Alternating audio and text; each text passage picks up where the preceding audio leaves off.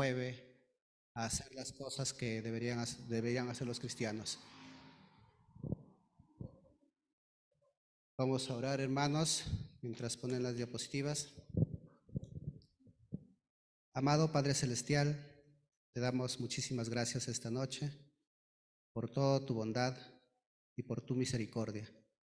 Gracias, Padre, porque eres tú el que mueve nuestros corazones a nosotros poder seguir tu camino, la senda de tu justicia y a tu servicio, Señor. Gracias, Padre, por todo lo que nos das y sobre todo gracias por toda tu obra salvífica que hiciste. Te pedimos, Padre, que esta noche me utilices para poder transmitir el mensaje que tú quieres dar a tus hijos. Te lo pido en nombre de Jesús, nuestro Señor y nuestro Salvador. Amén. Amén, hermanos. El día de hoy vamos a ver la vida y compromisos del cristiano. Como les mencionaba hace un momento, ya nosotros sabemos quién es un cristiano. ¿Quién es un cristiano? Nosotros, ¿no? Un cristiano es aquella persona que cree en Cristo, que es salva, y muchas cosas más podemos decir. Pero yo quiero ir un poco más allá. Y hay algunas preguntas que algunos cristianos se hacen. Y dicen, nosotros hemos invitado a Cristo a entrar a nuestras vidas, pero ¿podemos estar seguros que Cristo ha entrado a nuestras vidas? Y otros se preguntan también, nosotros lo hemos aceptado, pero Él nos ha aceptado. Hay cristianos, hermanos, que se hacen esas preguntas. Incluso personas que ya tienen muchos años podrían hacerse esas preguntas. ¿Y nosotros qué podemos decir, hermanos?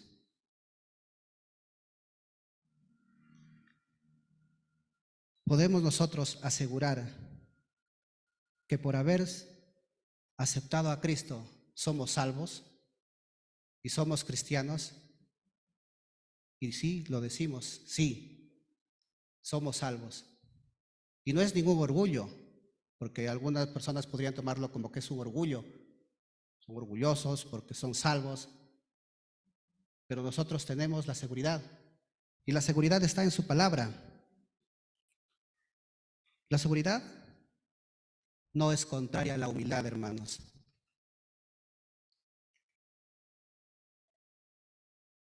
Porque nosotros tenemos tres fundamentos que nos dan seguridad. El primero de ellos es que es la obra de Dios, Hijo, mostrada en la cruz. En Juan 19:30 dijo, cuando Jesús hubo tomado el vinagre, dijo, consumado es, y habiendo inclinado la cabeza, entregó el Espíritu. Ese es el resumen y el fin de toda la obra salvífica, hermanos. Y nosotros tenemos esa seguridad. Es uno de los fundamentos. El otro fundamento es la palabra de Dios Padre revelada en la Biblia. En 1 de Juan 5, del 9 al 12 nos dice, si recibimos el testimonio de los hombres, mayor es el testimonio de Dios, porque este es el testimonio con que Dios ha testificado acerca de su Hijo. El que cree en el Hijo de Dios tiene el testimonio en sí mismo. El que no cree a Dios le ha hecho mentiroso, porque no ha creído en el testimonio que Dios ha dado acerca de su Hijo. Y este es el testimonio que Dios nos ha dado, vida eterna. Y esta vida eterna está en su Hijo. El que tiene al Hijo tiene la vida eterna. El que no tiene al Hijo de Dios no tiene la vida eterna. Nuestro segundo fundamento, hermanos. Y el tercero es el testimonio de Dios Espíritu Santo, que lo podemos sentir en nuestro interior. En Romanos 8:16 nos dice, el Espíritu mismo da testimonio a nuestro espíritu de que somos hijos de Dios. Tenemos tres fundamentos, hermanos, en los que nosotros tenemos la seguridad de que somos cristianos y de que somos salvos. Por eso justamente nosotros podemos decir que nuestra vida debe ser de compromiso cristiano. Y tenemos 4 compromisos que cumplir. Compromisos morales, la lectura de la Biblia y la oración, la cena del Señor y el servicio para Cristo.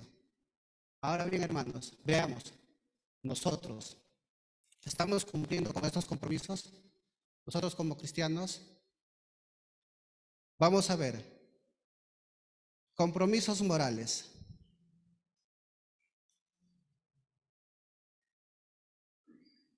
En el Antiguo Testamento vemos que Dios entregó los 10 mandamientos a Moisés.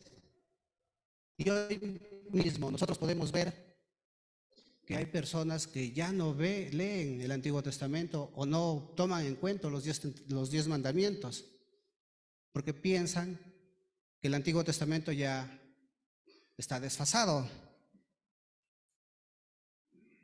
Y cuando cuando Dios entregó los 10 mandamientos al pueblo de Israel, también lo entregó pensando en nosotros. Y veamos en Levíticos 18:3-5, en donde Dios hace un llamado a su pueblo. Y ese llamado también lo hace a nosotros. Es un llamado a todas las personas, a todos los cristianos, en todas las épocas. Y nos dice que debemos ser radicalmente diferentes a la cultura reinante en cuanto a sus valores, normas y estilos de vida. Dice en Levítico 18:3-5, no haréis como hacen en la tierra de Egipto, en la cual morasteis, ni haréis como hacen en la tierra de Canaán, a la cual yo os conduzco, ni andaréis en sus estatutos, sino más bien mis ordenanzas pondréis en obra, mis estatutos guardaréis andando en ellas. Yo, Jehová vuestro Dios, por tanto, guardaréis mis estatutos y mis ordenanzas, las cuales, haciendo el hombre, vivirá en ellos. Yo, Jehová. Eso nos dice en Levítico, hermanos. Y entregó los 10 mandamientos a Moisés. En Éxodo 20 lo podemos ver. Y vemos ahí cómo los primeros 5 mandamientos establecen los deberes para con Dios. El sexto, el séptimo y el octavo protegen la vida, la propiedad y la familia. El noveno protege la reputación de las personas. Y en el 10º convierte todo este decálogo en una ley moral y busca la santidad interior. Luego, hermanos, continuamos con la siguiente parte. Lectura de la Biblia y la oración. Otro deber cristiano que nosotros debemos hacer. Para empezar, veamos qué es la Biblia.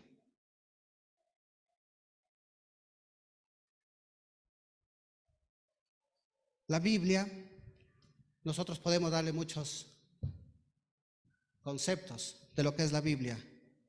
Es la palabra de Dios, es la revelación de Dios. Pero vamos a ver aquí para qué sirve la Biblia o qué usos le podemos dar. Dice que nos sirve como alimento espiritual. Es el alimento espiritual.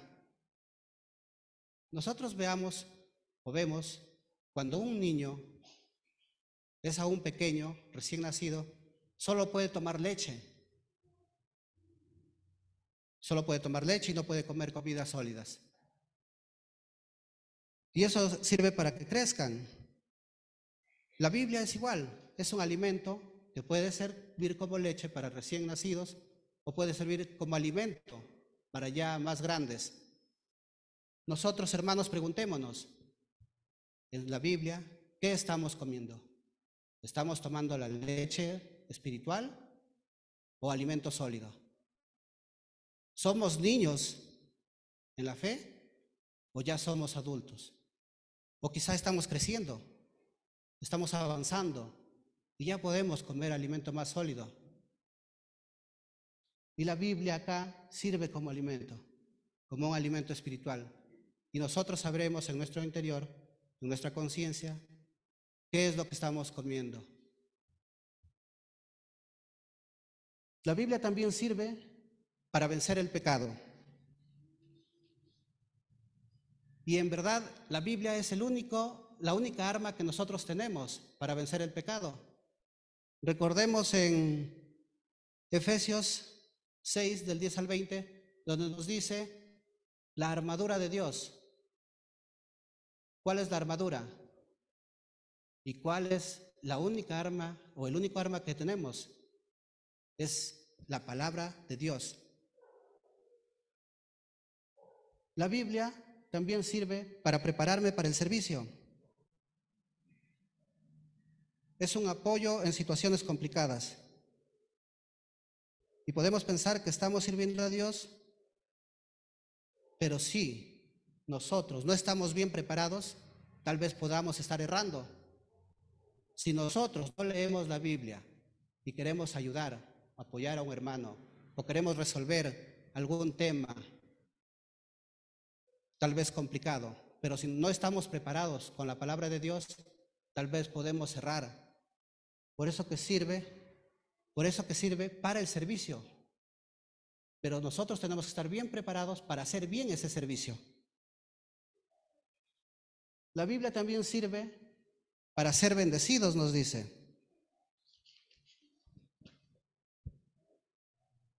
¿Cómo podemos ser bendecidos con la Biblia? En Salmo 1:1, veamos qué nos dice Salmo 1:1.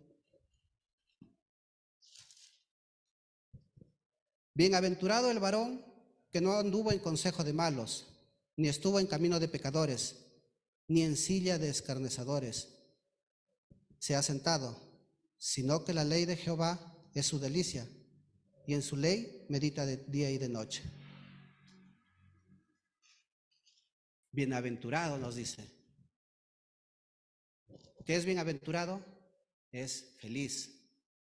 Feliz el varón que no anduvo en consejos de malos, ni estuvo en camino de pecadores, ni se ha sentado en silla de escarnecedores, sino que en la ley de Jehová está su justicia. ¿Cuál es la ley de Jehová, hermanos? La Biblia, la palabra de Dios. La Biblia también sirve para ayudar a otros. Muchos sabemos, con esta frase ya trillada, que nadie puede dar lo que no tiene. Y si nosotros no tenemos la palabra de Dios, no podemos dar la palabra de Dios. Si nosotros no leemos la Biblia, no podemos ayudar a otros. ¿Por qué? Porque la Biblia es el fundamento y ahí está su palabra, su consejo. Ahí está toda la sabiduría que necesitamos tener. Hay una pequeña guía para nosotros usarla cuando leemos la Biblia. ¿Qué de orden debo seguir? Nos dice. Primero, debemos orar. Recordemos que antes de leer la Biblia, orar. ¿Por qué? No vamos a leer cualquier libro, hermanos. No vamos a leer una obra o un escrito hecho por humanos. Vamos a leer la palabra de Dios. Y como vamos a leer la palabra de Dios, tenemos que hacerlo con toda reverencia. Y debemos orar primero. Luego, pensar. Pero no es que leamos y leamos nada más, no. También tenemos que usar nuestra inteligencia, nuestros conocimientos, aprender a discernir, pensar en lo que estamos leyendo, pensar en qué es lo que nos quiere decir el Señor. Luego también hay que recordar, nos dice. Nosotros tenemos a veces la memoria frágil. Es por eso que es recomendable tener un papel y un lapicero para anotar los pasajes bíblicos que nos interesan, las referencias cruzadas, todo lo que pueda ser necesario para nosotros poder recordar ese versículo. Para poder recordar, necesitamos anotar, hermanos, y tenemos que hacer una costumbre de anotar. Incluso cuando venimos aquí también a la iglesia, para la hora del mensaje, igual hagamos, hermanos, anotemos. Con un lapicerito, anotemos todas las frases. Eso nos va a servir para nosotros poder recordar. Y por último, obedecer.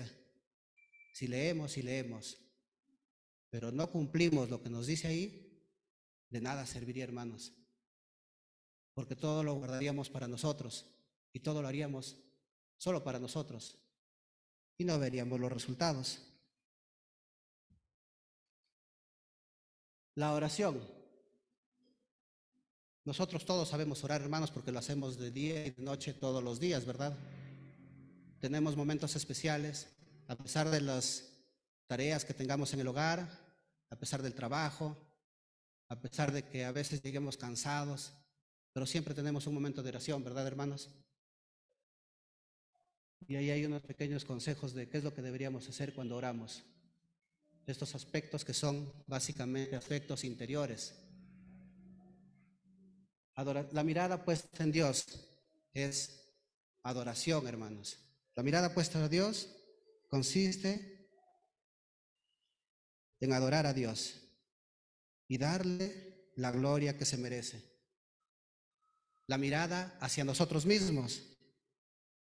Esto nos lleva a la confesión de nuestros pecados. La palabra nos lleva a mirarnos hacia nosotros mismos y a ver nuestros propios pecados. Esa es la mirada hacia nosotros. La mirada orientada hacia los demás. Esto es intercesión, hermanos. Interceder por otros hermanos, por nuestros familiares, nuestros amigos. La mirada orientada hacia el pasado. Esto impulsa la acción de gracias. Gracias a Dios. No es lo mismo que la adoración, porque la adoración es acción de gracias hacia Dios, pero cuando nosotros reconocemos lo que el Señor ha hecho por nosotros, le vamos a dar gracias. La mirada orientada hacia el futuro. Aquí es donde nosotros debemos suplicar y pedir lo que nosotros necesitemos para nosotros. Y no tener vergüenza, hermanos, porque es un Padre amoroso que nos escucha.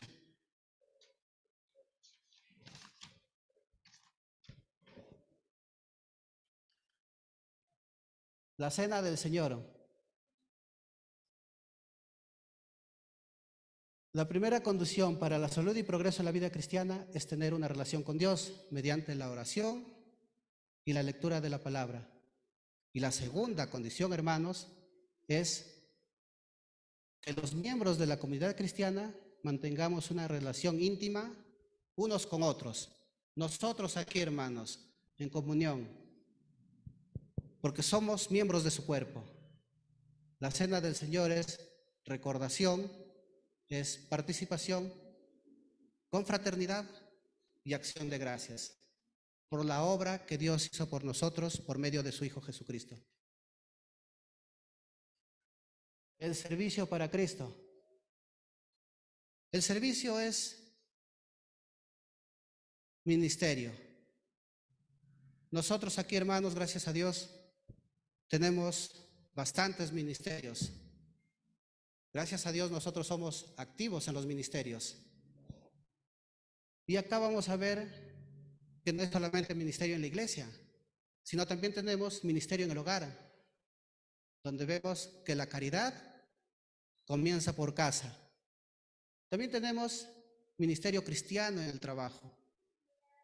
Todo trabajo honroso, sea manual o intelectual, por humilde o insignificante que parezca, tiene que ser vista por los cristianos como una forma de colaborar con Dios en la transformación del mundo que Él hizo y entregó a nuestro cuidado. El ministerio cristiano en la iglesia. Todos los cristianos deberíamos ser miembros de una iglesia. Todos los miembros de una iglesia debemos ser activos y cumplir servicios para su iglesia. Hay cristianos, lo digo hermano y lo he puesto ahí es porque hay cristianos que dicen que no es necesario ir a una iglesia, que no es necesario congregar, que ellos ya son salvos porque aceptaron a Cristo. Pero si nosotros no cumplimos con congregar en una iglesia, no estamos cumpliendo con la palabra. Y el ministerio cristiano en el vecindario. Cristo espera que ejerzamos influencia y cambiemos la sociedad. Tenemos que ser sal de la tierra y luz del mundo. Por último, hermanos, el ministerio cristiano en nuestro mundo. La gran comisión. cumplir con la gran comisión que Dios nos dio, que Jesús nos dio en Mateo 28:19. Y esto se puede dar en cualquier parte del mundo. Puede ser en un lugar cerca a nuestra casa o puede ser en un lugar lejos. Y hermanos, la gran comisión se traduce en entregar la palabra a otras personas. Ahí tengo una estadística.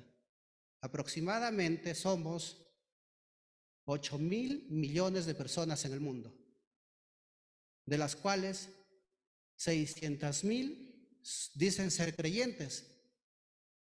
Son casi el 8% de personas que irán al cielo. ¿Y el resto? Hermanos, ahí veamos en el planetita que está ahí, el 8% nada más de personas dicen ser creyentes y creen en Cristo. Y el 92% no. Miren cuántas personas van a ir al infierno. ¿Y nosotros qué estamos haciendo? Nosotros estamos comunicando la palabra de Dios a otras personas. Esto es alarmante. En la iglesia nosotros tenemos ahora la consigna de evangelizar. Y eso ha sido desde siempre, hermanos, por orden del mismo Jesús. Nosotros podemos evangelizar en cualquier parte, en la combi, en el taxi, en un restaurante, en el menú. Podemos evangelizar, hermanos, podemos decirle a alguien, comunicarle la palabra. ¿Por qué, hermanos? Para terminar ya. Porque nosotros vamos a tener que rendir cuentas en algún momento. ¿La tarea es difícil? Claro que es difícil. No es fácil, hermanos. Jesús nos dijo, tomen su cruz y síganme. No dijo, tomen su cojín y síganme. No es nada cómodo. Es incómodo. Tomen su cruz. Difícil tarea, hermanos, evangelizar. Tal vez puedan haber personas que son tímidas, que no pueden evangelizar o no tienen capacidad facilidad de palabra. Aunque sea una tarjetita y entregarle a una persona, decirle, Señor, señora, amigo, amiga, Cristo te ama y Él murió por ti. Les invito a hacerlo, hermanos, y les invito a cumplir con la gran comisión. Amén, hermanos. Amado Padre Celestial, te damos muchísimas gracias por este pequeño pero significativo tiempo. Gracias, Señor, por invitarnos a leer tu palabra y a ponerla en práctica. Gracias, Padre, por refrescarnos todos estos deberes que nosotros tenemos como cristianos. Gracias, Señor, porque tú pones en nuestro corazón el querer y el hacer. Te pedimos, Padre, que nos bendigas y que nos animes a seguir haciéndolo, Padre. En tu bendito y santo nombre, amén.